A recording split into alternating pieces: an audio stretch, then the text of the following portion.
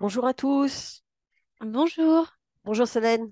Bonjour à tous et bienvenue à notre Bonjour. conférence en ligne sur les renseignements juridiques. Je suis Claire Fromentin, je suis directrice de l'Association des assurés d'April et j'ai le plaisir d'accueillir aujourd'hui pour notre webinaire Solène Gringor qui est juriste chez Solucia depuis 2 ans. Bonjour Solène. Oui, bonjour. Et Mathilde qui travaille à l'association en tant que chargée de gestion et qui va nous aider à modérer. Bonjour Voilà, Mathilde. bonjour à tous. Alors, j'espère que vous êtes bien installés devant votre écran. On va commencer par faire un petit mot d'introduction sur l'Association des assurés d'April. Alors, vous êtes tous clients d'April avec différents types de contrats d'assurance. Aujourd'hui, on a beaucoup de gens avec une assurance de prêt immobilier. Et vous êtes devenu, en fait, en souscrivant ce produit d'assurance, membre automatiquement de l'Association des assurés d'April. Donc, c'est à ce titre-là que vous avez été invité à ce webinaire. Notre mission à l'association, c'est notamment d'aider ses adhérents au quotidien et c'est pourquoi nous proposons, parmi différents soutiens, un soutien juridique qui est accessible à tous et gratuit. Nous avons déjà fait, vous avez peut-être assisté à la première conférence en ligne, nous avons déjà fait une conférence en ligne sur la protection juridique qui avait lieu en octobre. Et aujourd'hui, on va se concentrer sur une partie un petit peu particulière de ce soutien juridique, qui est la partie renseignement juridique et aide administrative. Alors, un petit point technique avant de passer la parole à Solène. Nous sommes ensemble jusqu'à 13h45. On a décidé que c'était court pour voilà, vous permettre de reprendre éventuellement le travail après à 14 heures. Donc, nous sommes ensemble jusqu'à 13h45. La séance est enregistrée, mais votre participation n'est pas visible. Donc, voilà, vous ne faites pas partie de l'enregistrement, vos coordonnées n'apparaissent pas, et le replay sera disponible quelques jours après la conférence. Il vous parviendra par mail avec une adresse. Le replay de la conférence, de la première conférence, sera aussi indiqué dans votre mail, et on indiquera aussi, pour plus de facilité, la présentation PDF avec les slides, ce qui vous permettra de mieux suivre. Vous n'avez pas la possibilité de prendre la parole oralement tout de suite parce que nous sommes en mode webinaire. Mais en revanche, vous pouvez participer.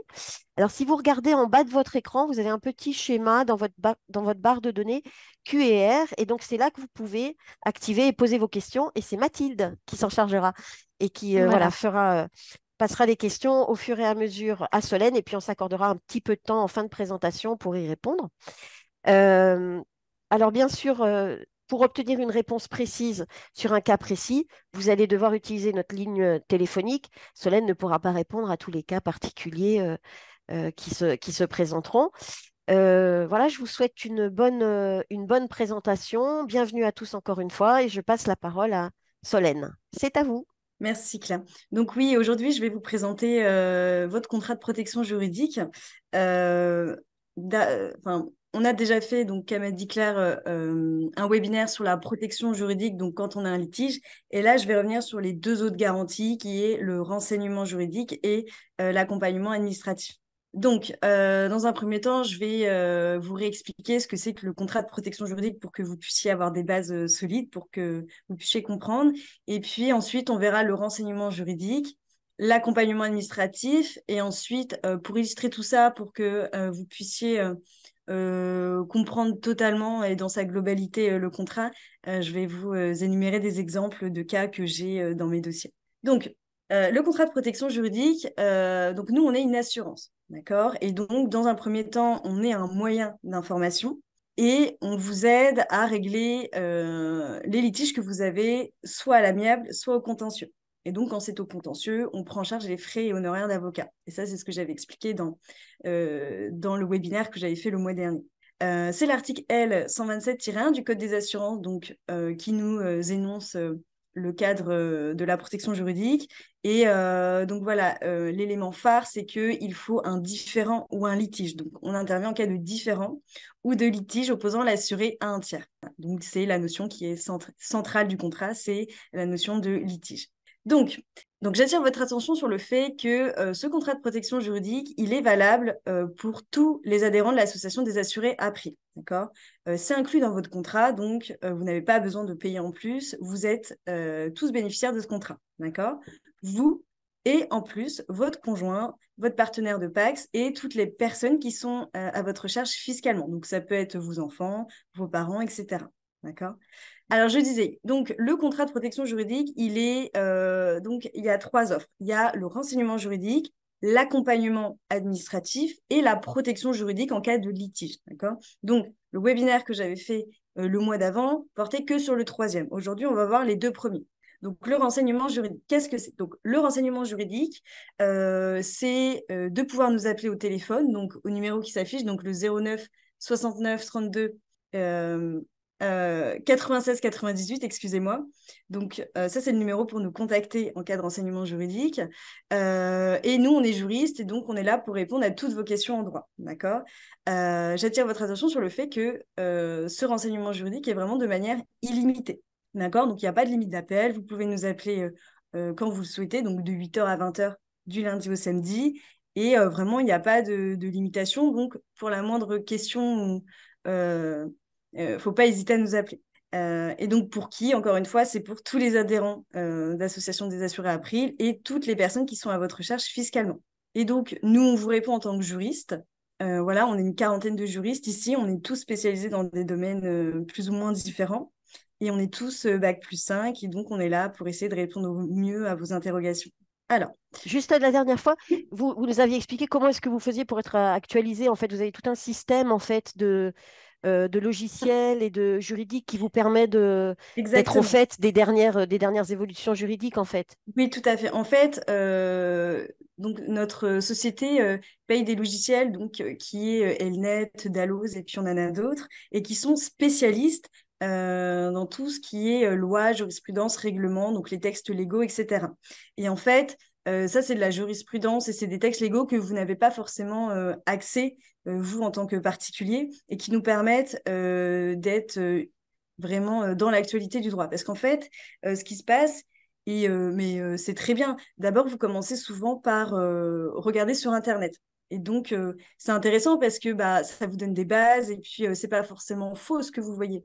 Cependant, des fois, c'est plus d'actualité, même si on voit que le site il est de 2022, bah, potentiellement, il y a déjà une loi ou un décret qui vient préciser une loi qui est sorti entre-temps. Et donc, en fait, c'est plus valable.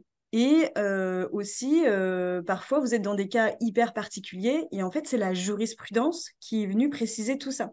Et donc, c'est pas forcément que c'est faux ce que vous voyez sur Internet, mais ça ne correspond pas à votre cas précis à vous.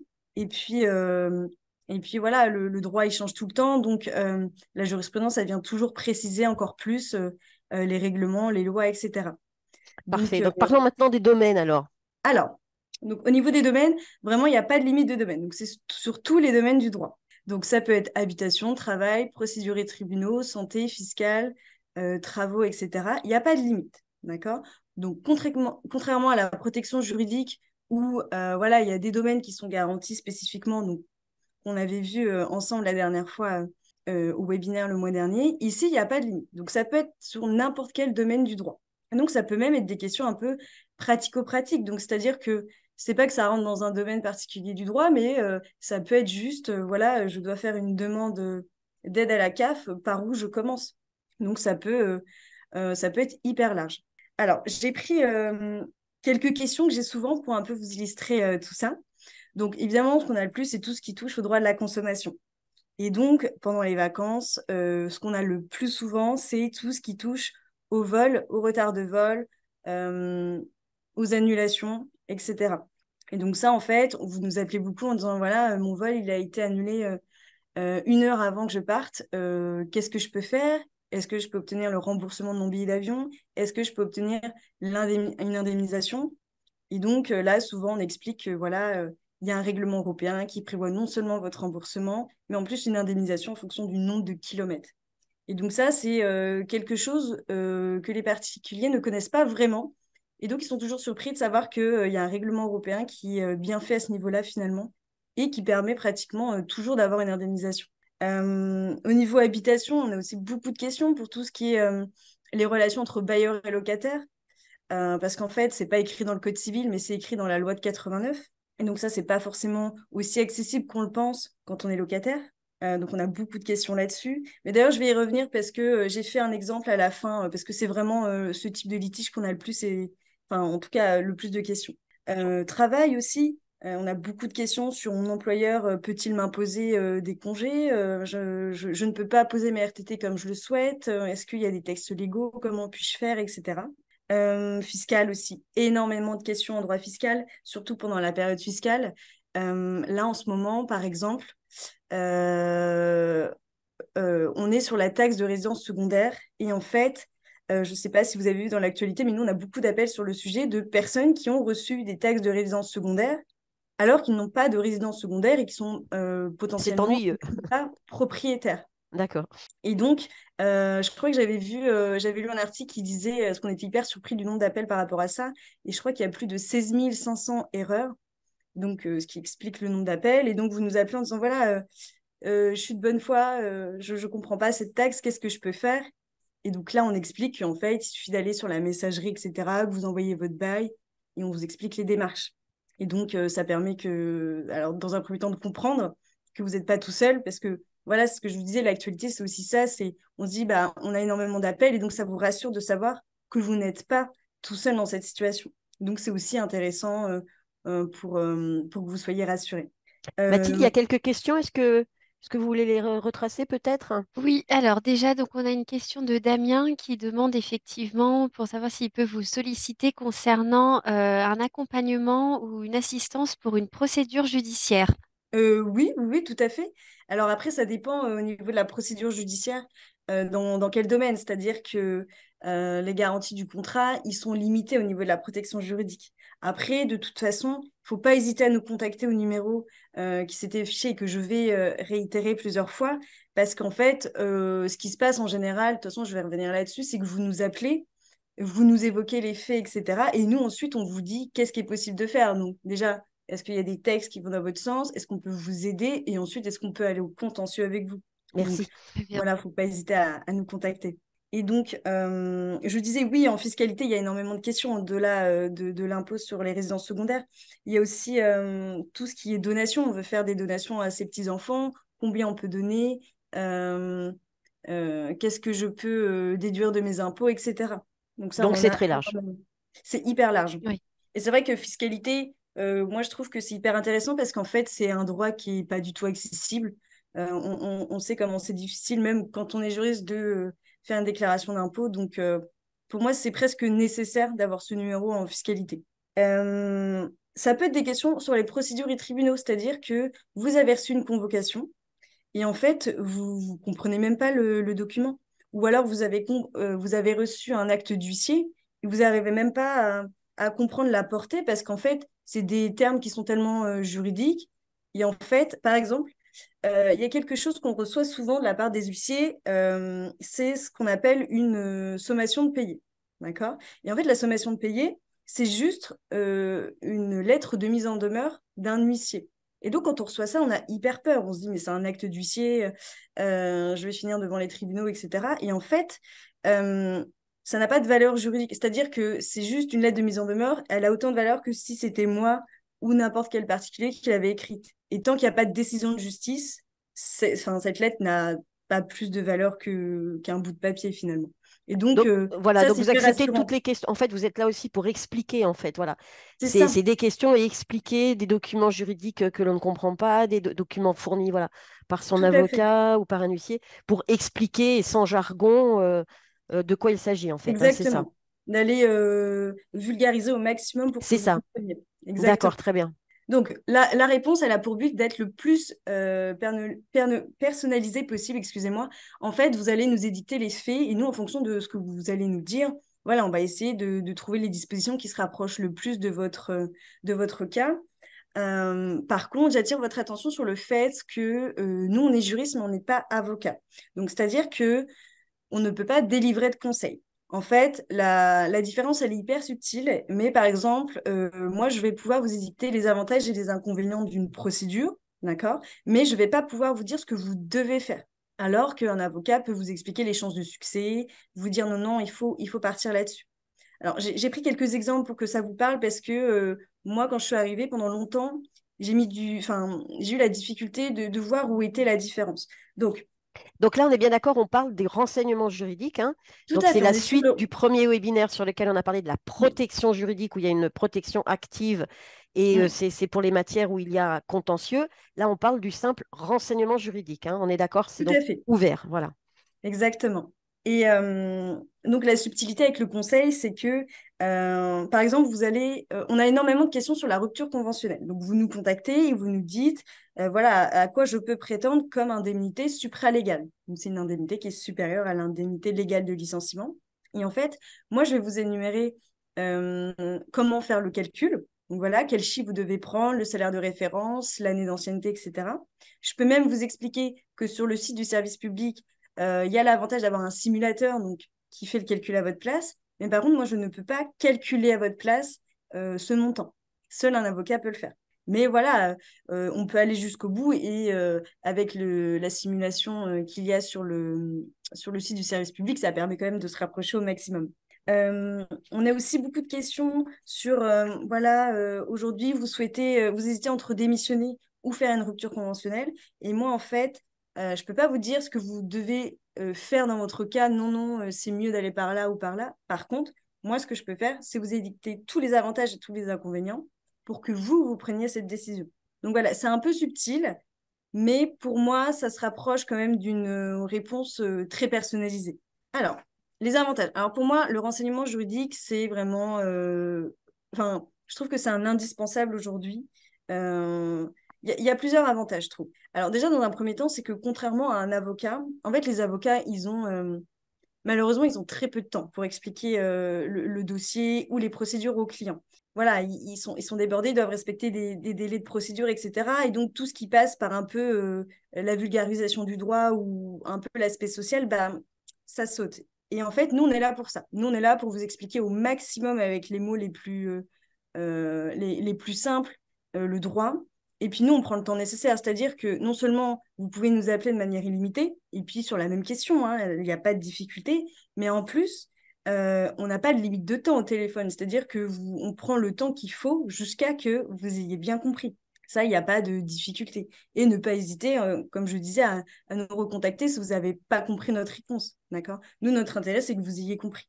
En plus, je trouve que l'avantage chez nous, alors nous, ici, on est une quarantaine de juristes. Et donc, on travaille en open space. Et en fait, on est tous juristes d'horizons différents. Donc, on a des juristes en droit des sociétés. Moi, par exemple, c'est plutôt droit des biens et de la construction. Mais il y en a, c'est plutôt droit fiscal, etc. Et en fait, évidemment, on sait qu'on ne peut pas avoir la connaissance sur tous les sujets. Mais voilà, c'est ça qui est bien, c'est que comme on est en open space, rien ne nous empêche de vous indiquer qu'on vous met en attente. On discute avec un juriste à côté de nous qui est spécialisé dans le domaine. Et puis, comme ça, chacun peut donner un peu son avis ou ses connaissances et ça nous permet d'avoir une réponse enfin, hyper précise. On vous sent passionné, hein, par ce travail, ça vous plaît Oui, beaucoup. C'est la oui, parce que variété en fait des questions et le oui, fait c'est hyper d'aider les varié. adhérents. Tout à fait, parce que non seulement bah, vous apprenez quelque chose, mais moi aussi j'apprends tous les jours parce que, par exemple, en droit fiscal, c'était pas du tout ma spécialisation, mais aujourd'hui, je pense avoir des bases solides et plus ça va, moins j'ai besoin de poser des questions à d'autres juristes qui sont soit plus expérimentés, soit qui sont spécialistes dans le domaine. Donc, Oui, vous mentionnez même aussi. nous, on est Euh, intéressé par vos questions finalement. Des fois, on se questionne, on se dit, bah, ah, c'est un cas particulier, on va aller voir s'il y a la jurisprudence, est-ce qu'il y a moyen de trouver quelque chose qui va dans votre sens? Donc, oui, oui, c'est vous mentionnez intéressant. des gens qui étaient spécialisés un peu aussi sur les procédures administratives, sur le droit des étrangers. Enfin, il y a des spécialités assez pointues quand même. Oui, oui, oui, oui, on en a plusieurs qui sont spécialisés en droit des étrangers parce que c'est un droit qui est hyper spécifique, qui passe devant des commissions arbitraires, hein. C'est pas du tout devant des tribunaux lambda. Euh, mais de toute façon, je vais y revenir là-dessus hein, par la suite. Mais oui, oui, on a vraiment tout horizon. Donc c'est vraiment intéressant pour vous, je trouve. Et j'ai une question de Oui, Corinne qui demande aussi si vous pouvez intervenir pour l'établissement d'un acte notarié concernant la mise en place d'un usufruit. Est-ce que là, c'est dans vos compétences? alors non, ça malheureusement, c'est de la compétence exclusive du notaire. C'est de son monopole. Comme le conseil pour l'avocat, le notaire, lui, son monopole, c'est la rédaction des actes. Et comme l'huissier est le seul à pouvoir faire des exécutions forcées de décision de justice. Ça, c'est vraiment spécifique au notaire. Donc, c'est vrai que tout ce qui est droit immobilier, acte notarié, c'est plutôt de sa compétence. Très bien. Ça, là-dessus, on ne pourra pas y toucher. Donc ensuite, l'accompagnement administratif. Donc l'accompagnement administratif, donc c'est au même numéro de téléphone, donc 09 69 32 96 98.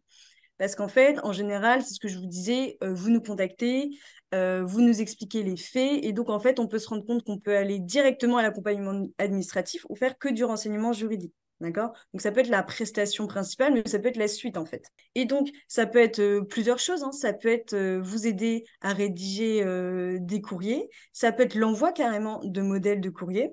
Donc porter plainte auprès du procureur de la République. J'ai mis ça comme exemple parce que on a beaucoup d'appels sur, même si c'est illégal, de personnes qui ont voulu porter plainte, surtout dans le cadre pénal, et qui en fait malheureusement se sont vues opposer le refus des policiers de prendre la plainte. C'est illégal, mais malheureusement, ça arrive encore aujourd'hui. Et donc, dans ce cas-là, on a la possibilité d'écrire directement au procureur pour porter plainte. En général, c'est une information que vous avez rapidement sur Internet, mais le procureur de la République, c'est quand même une entité qui est au-dessus, et donc on se pose la question de, bah voilà, comment on rédige ça et en fait, nous, on a des modèles par rapport à ça. Et après, le procureur de la République, lui, quoi qu'il arrive, il prend votre plainte. Et donc, nous, on peut vous envoyer ce modèle, il n'y a pas de souci. Ça peut être des modèles pour refaire sa carte grise, tout simplement. On peut vous envoyer des formulaires. Parce qu'en fait, pour saisir certaines juridictions, donc par exemple, là, j'ai mis le JAF, donc c'est le juge aux affaires familiales. Et ça, c'est un juge qui... Il n'y a pas d'obligation de se faire assister par un avocat. Parce que, par exemple, le JAF, souvent, il fait tout ce qui est garde d'enfants, garde alternée, etc. Et donc, en fait, c'est un juge qui est hyper proche des parents, et donc il n'y a pas forcément besoin de se faire représenter par un avocat. Et donc, il faut le saisir par soi-même, parce qu'on n'a pas d'avocat. Et donc, il faut le faire par un CERFA, donc c'est un formulaire officiel. Et donc, en général, vous nous appelez en disant, voilà, moi, je veux saisir le juge aux affaires familiales, je ne sais pas comment on fait, est-ce qu'il faut un document en particulier? Et donc, nous, on est là pour vous l'envoyer. Et vous expliquer aussi comment le remplir si besoin est. Ça peut être le CERFA pour demander l'aide juridictionnelle, parce que pareil, tout le monde ne sait pas forcément qu'il a la possibilité de demander cette aide, parce que souvent on pense que le plafond est hyper bas pour y avoir le droit, mais l'aide juridictionnelle, il ne faut pas oublier qu'elle peut être soit totale ou soit partielle. Donc c'est vrai que pour avoir l'aide juridictionnelle totale, le plafond est très bas, mais la partielle, elle permet à plus de gens qu'on ne le pense de pouvoir avoir ce remboursement de frais honoraires d'avocat. Et on peut vous aider aussi à constituer des dossiers administratifs. Donc, ça peut être des dossiers de surendettement, ça peut être des demandes de titre de séjour, etc. Donc, pour illustrer tout ça, je vous ai mis quelques exemples que j'ai le plus souvent. Juste pour reprendre, parce qu'on a des personnes qui arrivent un peu au fur et à mesure de leur disponibilité, donc juste pour remettre le contexte. Donc, il s'agit aujourd'hui donc de la deuxième conférence. On présente uniquement renseignements juridiques et aide administrative, ce sur quoi Solène est en train de parler. Et donc, en dehors de ce renseignement juridique et aide administrative, il y a bien aussi une protection juridique sur laquelle on a consacré un précédent webinaire dont vous aurez le lien par mail à la fin dans quelques jours sans problème. Et donc là, on se concentre uniquement sur une partie du soutien que l'on propose, donc l'accompagnement administratif. Exactement. Et donc là, j'en étais au moment où je vais vous illustrer l'accompagnement administratif. Donc, alors déjà, je voulais vous préciser aussi qu'au niveau des modèles, sachez que on en a plus de 800 aujourd'hui. Parce qu'en fait, c'est des modèles qu'on a fait au fur et à mesure du temps. Voilà, plus ça va, plus on précise des situations, hein. Et voilà, on en est venu à plus de 800. Donc maintenant, c'est vrai que c'est très rare qu'on n'ait pas de modèle. Donc vraiment, il ne faut pas hésiter à nous demander des modèles si vous en avez besoin. Donc, en consommation, ce qu'on a le plus, c'est la demande de résiliation du contrat d'assurance et Internet. Parce qu'en fait, beaucoup de personnes veulent des fois résilier leur contrat d'assurance ou d'Internet, mais en fait, déjà, ils ne comprennent pas comment résilier. Parce qu'en fait, souvent, les contrats d'assurance et d'Internet, on peut résilier qu'à la date anniversaire du contrat. Et ça, ce n'est pas quelque chose qui est si limpide pour les particuliers. D'accord? Parce que nous, c'est vrai qu'on a l'impression qu'on peut résilier à tout moment, mais malheureusement, certains contrats, ça ne fonctionne pas comme ça. Et donc, nous, on est là pour déjà vous indiquer que c'est souvent à la date anniversaire, que souvent, c'est un délai de 2 mois par lettre recommandée qu'accusé de réception. Et donc, quand c'est comme ça, on vous dit, bah, vous inquiétez pas, on vous envoie un modèle. Et comme ça, vous envoyez la lettre à telle date. et la résiliation se fait plus facilement pour vous. En tout cas, vous êtes sécurisé aussi. Vous dites, ah, quoi qu'il arrive, je sais que ça va être résilié enfin comme je le souhaite, parce que des fois, ça fait 2-3 ans que ça dure et vous n'arrivez pas à résilier votre contrat. On peut aussi vous aider au niveau consommation, les courriers de mise en demeure afin de réclamer la livraison du bien acheté sur Internet. Parce qu'en fait, souvent, vous achetez un bien sur Internet et en fait, finalement, vous nous appelez et vous dites, bah voilà, ça fait 2 mois et j'ai toujours rien reçu. Qu'est-ce que je peux faire? Est-ce que c'est normal? Est-ce que quel délai il a pour me livrer mon bien? Et en fait, il y a quelque chose qu'on appelle l'obligation de délivrance de la part d'un professionnel. Et en fait, il a l'obligation de vous livrer le bien dans le délai de 30 jours. Et en fait, cette obligation légale, il y a peu de gens qui la connaissent et pourtant, ça permet de résoudre le contrat et de demander le remboursement du bien si par la suite, vous n'avez pas reçu le bien. Et donc, nous, on peut vous aider à rédiger des courriers de mise en demeure voilà, pour réclamer soit la livraison du bien et à défaut, demander le remboursement. Au niveau de droit des étrangers, alors je pense que c'est ce qu'on fait le plus parce qu'évidemment, le droit des étrangers, bah, souvent, ils ont des difficultés à pouvoir parler français avec l'administration française. Et déjà, nous, en tant que Français, voilà, c'est hyper compliqué de faire certaines demandes de CAF ou autres. Alors, quand on fait des demandes de titre de séjour, bah, forcément, et qu'on ne parle pas français, c'est hyper compliqué. Et nous, je trouve que là, c'est là où on trouve le plus grand intérêt, c'est pour tout ce qui est titre de séjour et regroupement familial. Parce qu'en fait, quand vous faites une demande, déjà la demande, je la trouve compliquée, moi. Techniquement, je la trouve hyper lourde. Et en fait, les refus de titre de séjour, ils se font implicitement. C'est-à-dire que c'est juste, vous n'avez pas de réponse pendant un certain délai. Et donc, en fait, vous vous rendez compte que vous n'avez jamais eu de réponse. Et c'est hyper compliqué parce qu'on s'attend à avoir un refus, une lettre, et juste, ça s'appelle un refus implicite, et juste, vous n'avez jamais de réponse. Et donc, nous, on est là pour non seulement vous aider à constituer le dossier, mais aussi à relancer l'administration. Parce qu'en fait, le problème du refus implicite, c'est que maintenant, les délais, ils sont hyper longs pour faire des demandes de titre de séjour. Et donc, il y a certaines commissions, ça ne fonctionne plus, ce délai. Donc, souvent, c'est soit 2 mois, soit 6 mois en fonction de ce que vous demandez. Et donc, nous, on est là pour les relancer en disant, est-ce que c'est un refus implicite ou est-ce que c'est un problème de délai? Parce que c'est ça, les gens, ils sont dans l'attente. Ils souhaitent savoir, en fait, s'ils doivent refaire une demande ou pas. Donc, moi, je trouve que pour le droit des étrangers, c'est vraiment hyper important d'être accompagné.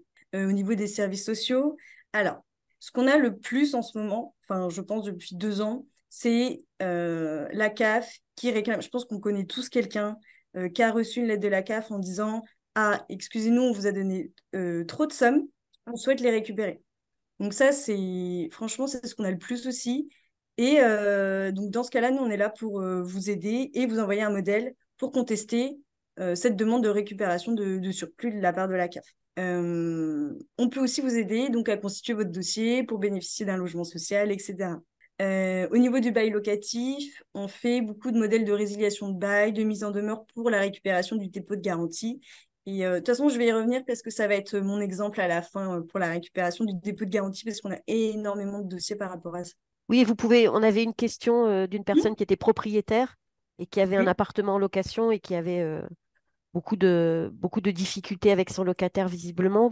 Vous pouvez aussi informer du cadre Ah juridique oui. là-dessus. Ah Oui, oui, oui. oui, tout à fait. On a énormément de questions par De rapport à ça. propriétaire ou de locataire, en fait, hein. Oui, oui, oui, que ce soit dans un sens ou dans l'autre, hein. Et en fait, c'est vrai que les relations entre bailleurs et locataires, elles sont régies par la loi de 89, mais en même temps, donc ça c'est pour le bail, le dépôt de garantie, etc. Mais en même temps, tout ce qui est expulsion ou problème de paiement, eh ben, c'est plus dans la loi de 89. C'est à nouveau dans le code de procédure civile d'exécution. Donc enfin, les textes, ils sont pas aussi accessibles qu'on le pense. D'accord. Moi, je trouve que Donc, quand on est propriétaire, connaître la procédure pour une demande de paiement ou une demande pour arrêter des nuisances sonores, bah, c'est pas si simple. Donc, c'est vrai qu'on a beaucoup de questions là-dessus. Donc là, oui, je rappelle que vous pouvez poser vos questions, alors pas en levant la main en fait, mais en allant, vous rendant sur sur la barre qui est située en bas de votre écran. Il y a un petit symbole qui s'appelle Q et R, questions et réponses, et vous pouvez poser vos questions en tapant la question. On vous répondra, on la prendra et on la posera à Solène. En fait, on ne peut pas vous donner la parole, on est en mode webinaire. Mm. Oui, et puis vous inquiétez pas, on vous enverra le diaporama par la suite par mail. Donc, vous allez pouvoir le revoir par la suite. Pour vous illustrer quelques exemples, donc là, c'est un schéma que j'ai inséré pour vous montrer comment, tout au long de votre vie, on peut être utile. Donc, Ce que j'ai mis en vert, c'est l'accompagnement administratif et ce qui est en noir, c'est le renseignement juridique. Mais encore une fois, quand on est au téléphone, c'est pas je demande du renseignement juridique ou l'accompagnement administratif. En fait, ça se fait naturellement au téléphone. On écoute vos besoins, votre questionnement, les faits et voilà, naturellement, on vous dit, bah voilà, les textes légaux, c'est ça. Ou, ah, bah, peut-être que ce qui serait intéressant, c'est de rédiger un courrier de mise en demeure, etc. Donc, comme premier emploi, par exemple, en RJ, ça pourrait être mon employeur me sollicite sans cesse en dehors des horaires de bureau. Qu'est-ce que je peux faire? Est-ce qu'il a le droit? En accompagnement administratif, ça peut être j'ai perdu ma carte d'identité, pouvez-vous m'aider à effectuer les démarches nécessaires? Donc ça arrive très souvent aussi. Donc là, c'est plus du droit de la consommation, hein, mais souvent, le canapé que j'ai acheté pour meubler mon studio m'a été livré abîmé, on refuse de me le prendre. Qu'est-ce que je peux faire? Ça, par exemple, c'est la garantie légale de conformité, c'est-à-dire que tous les biens que vous achetez neufs, pendant 2 ans, vous pouvez, s'ils se cassent, s'ils sont défectueux, etc., vous pouvez demander la réparation ou le remplacement du modèle. Et à défaut, si jamais vous pouvez avoir ni l'un ni l'autre, parce que le modèle n'existe plus, etc., vous pouvez demander le remboursement. Et ça, tout ça dans ce délai de 2 ans. Et donc ça, en fait, c'est vrai que les gens ne le savent pas. Souvent, on m'appelle et en fait, on me dit, bah, je ne comprends pas, on me demande de payer une garantie commerciale de 3 ans. Euh, mais il n'y a pas une garantie légale. Et là, je leur explique, bah, si, enfin, vous pouvez prendre la garantie commerciale de 3 ans, mais en fait, vous payez juste un an de plus parce qu'il y a déjà une garantie légale de 2 ans. Et donc, c'est vrai que ça, on entend souvent, qu'on essaye de nous vendre des garanties commerciales, mais en fait, le cadre légal est déjà très bien fait à ce niveau-là. Euh, on peut aussi délivrer donc, des modèles d'état des lieux d'entrée, des modèles d'état des lieux de sortie aussi. Je vais y revenir parce que ce sera aussi mon exemple pour la suite.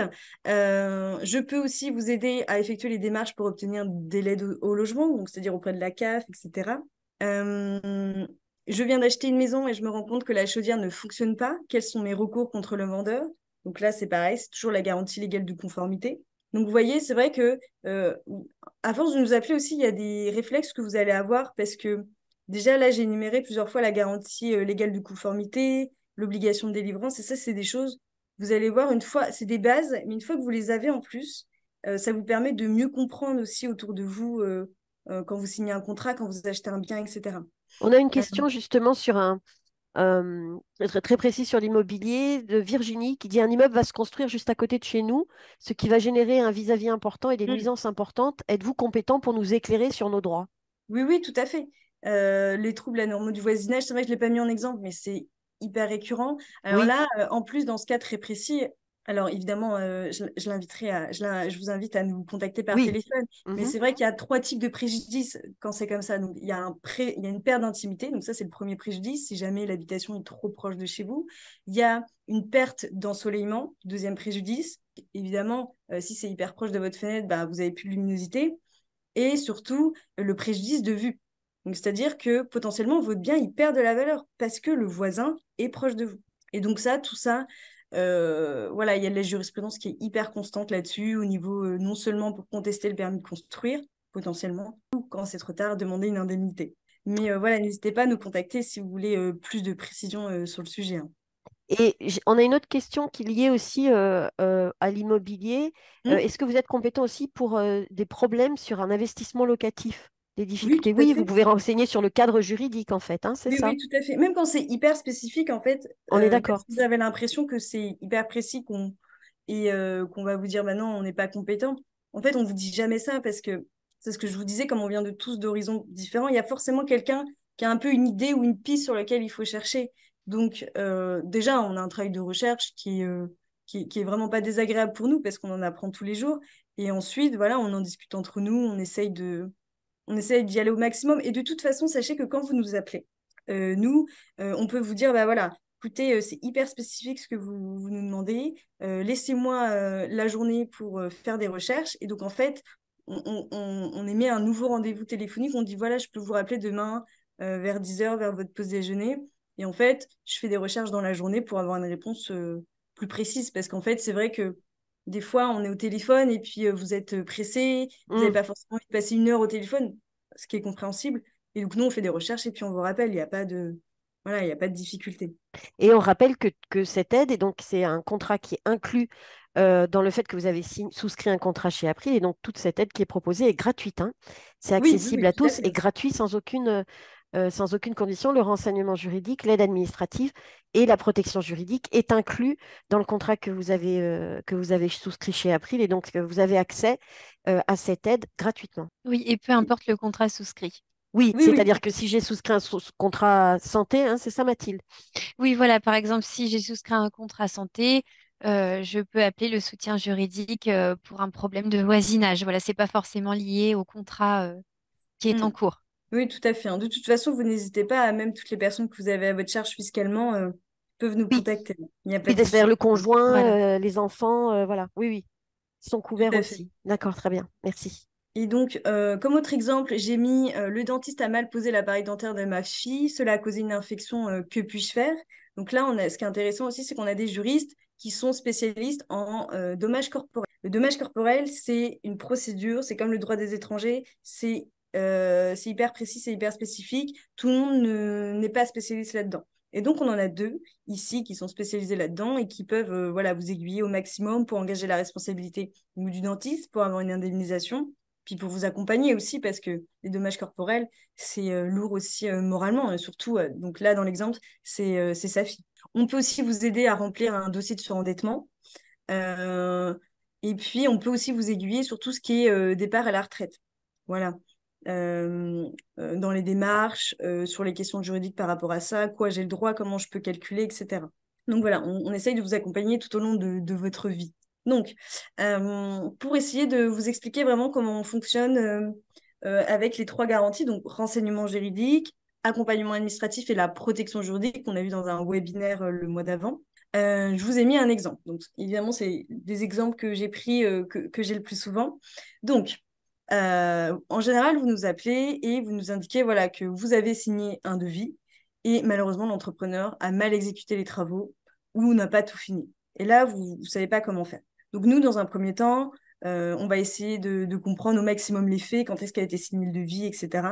Et puis, on va vous expliquer et on va vous faire du renseignement juridique dans un premier temps. Que voilà, ne vous inquiétez pas, il y a des textes légaux qui sont là pour vous protéger.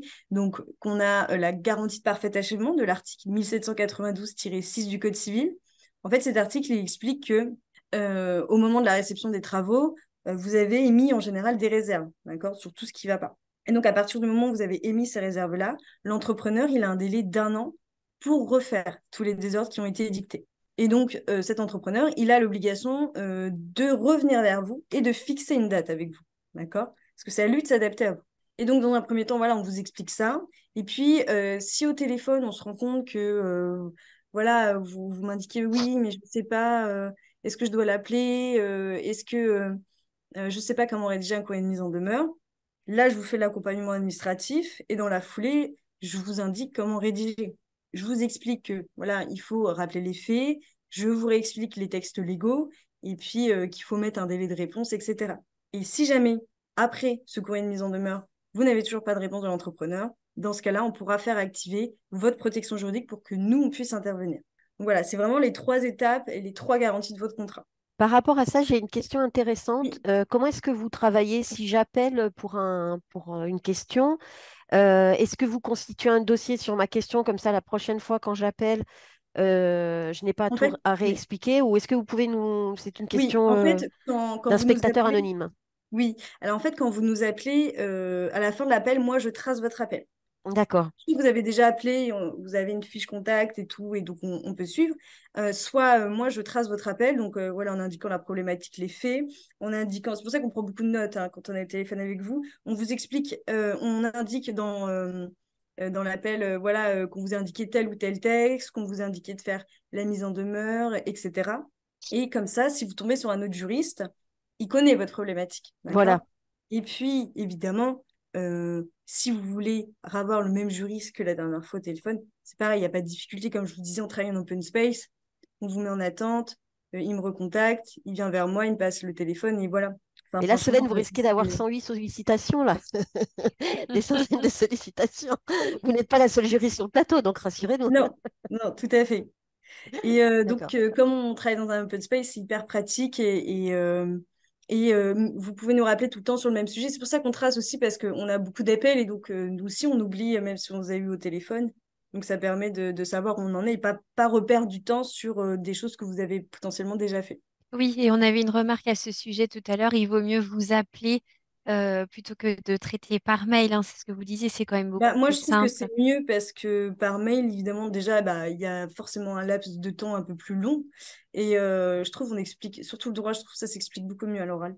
Oui, De toute façon, le risque de... Alors, vous pouvez par mail dire, bah voilà, moi, je suis assignée en justice. Donc là, oui, c'est évident, la demande est claire, il faut qu'on vous mandate un avocat, etc. Mais si c'est juste une question en nous expliquant votre litige, en fait, ce qui va se passer, c'est qu'on va vous répondre par mail. Et même si vous avez tout compris, vous allez voir, automatiquement, vous allez nous appeler. Parce d'autres que vous questions, oui, voulez d'autres être questions, Oui. oui, rassuré. oui.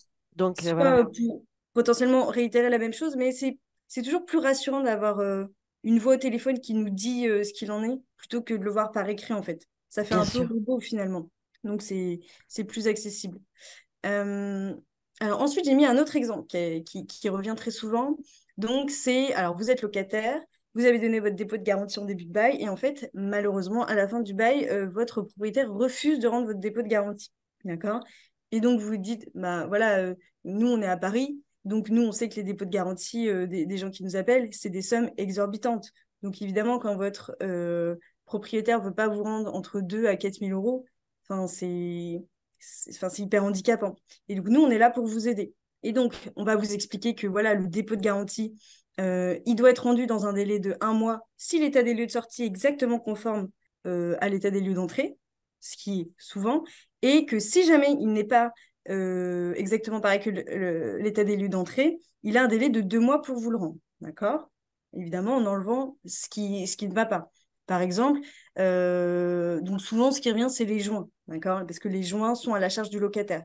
Et en fait, par contre, le propriétaire, donc en effet, il peut garder certaines sommes donc pour les joints, par exemple, mais par contre, il doit le justifier. Il est obligé de le justifier. Donc ça peut être des devis, ça peut être des factures. Mais il ne doit pas les garder de manière aléatoire. Il ne peut pas décider de prendre 100 euros parce qu'il a décidé que les joints, ça allait coûter 100 euros. D'accord? Par exemple, il était meublé, le canapé est cassé, il ne peut pas décider de vous reprendre 1000 ou 2000 euros parce que lui, il a envie de s'acheter un canapé à 1000 ou 2000 euros. D'accord? Il faut que ce soit cohérent par rapport à ce que vous aviez dans le logement et qu'est-ce qui compte racheter. Très bien. Donc ça, c'est nécessaire de le savoir. Et sachez que si jamais il tarde à vous rendre le dépôt de garantie, sachez qu'il y a une pénalité. D'accord? C'est 10% du montant du loyer par mois de retard. Et donc souvent, ça arrive, hein, même si les agences immobilières, elles sont de bonne foi, etc., bah, il y a des délais de traitement longs et en fait, on ne se rend pas compte, mais vous auriez pu avoir une indemnité par rapport à ça. Et donc, ça, c'est souvent des dispositions, les gens sont étonnés de l'apprendre, donc c'est vraiment intéressant de vous l'expliquer. Donc, ça vaut Et la peine de vous appeler. bah oui, oui, ça vaut la peine de nous appeler. On va devoir terminer parce que le temps a vite filé. Alors, On va mettre oui. la dernière slide pour, Hmm. voilà, pour rappeler le numéro. Donc voilà, n'hésitez pas à nous contacter au 09 69 32 96 98. Voilà. Oui, parce qu'il y avait des questions, on n'a pas pu répondre aux questions très très précises qui étaient posées. Malheureusement, hein, Mathilde, on a fait, merci Mathilde, on a Voilà. fait notre maximum pour pouvoir répondre, mais les questions trop précises, en fait, il vaut mieux que vous contactiez le soutien juridique. Oui, oui, tout Donc, à fait. c'est ouvert du lundi au samedi, y Oui, compris, hein, de 9 heures tout à à fait. 20 heures. Et donc, vous avez la partie renseignement juridique, aide administrative et protection juridique. Et n'hésitez pas à appeler. Je vous le rappelle que c'est donc gratuit et inclus dans votre contrat April. On avait une audience très attentive et très dynamique. On a eu plein de questions. On vous remercie beaucoup. Nous étions à peu près plus de 120 connectés. Merci beaucoup pour votre attention. On se donne rendez-vous pour le prochain webinaire qui aura lieu probablement au premier trimestre 2024. Vous recevrez une invitation par mail et en vous remerciant tous pour vos questions et votre attention. Et puis Solène, un grand merci parce que c'est pas facile d'expliquer tout ça dans un temps si court. Mais voilà, Oui, mais mission voilà, accomplie. j'espère que j'ai été claire et je vous remercie de m'avoir écouté. Voilà. Parfait. Merci beaucoup à tous et on vous souhaite une très bonne journée. On a des petits messages sympathiques de remerciements donc, que je vous transmettrai, Solène. D'accord, très bien, super. Merci beaucoup. Merci à Merci à Merci, au tous. revoir. vous. Au Merci, revoir. au revoir.